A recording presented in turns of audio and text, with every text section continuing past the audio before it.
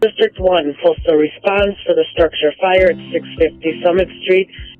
The one thing a fire chief worries about, every night he goes home, he wants to make sure that every person on shift that day makes it home. So we felt, let's invest. Let's really figure out what it is that firefighters need. What kind of environment are they in? What kind of challenges do they encounter? And let's go and design a purpose-built series of devices and solutions.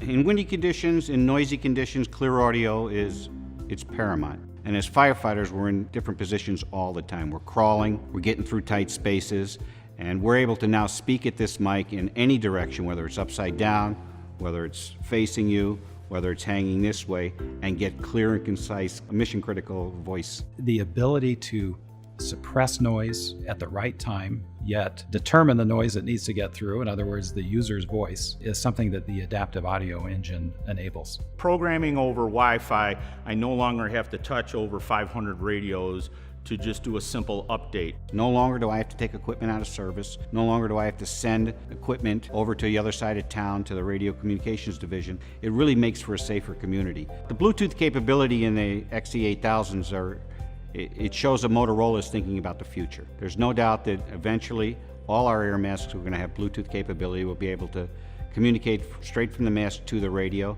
and having that feature built into a radio today gives me comfort to know that this radio is going to meet the demands of the future.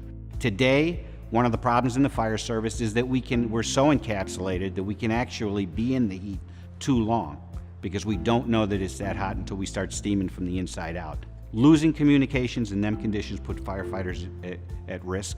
The XE500 RSM also, for example, has been designed to a much higher thermal temperature spec than any RSM in the past. The channel selector has been added to the XE500 RSM, and this is in response to end users who had the need to be able to change channels during a fireground operation. The ability of this XE500 to change that at your chest or on your lapel is going to make that mission-critical job of getting people out of fires that much more efficient.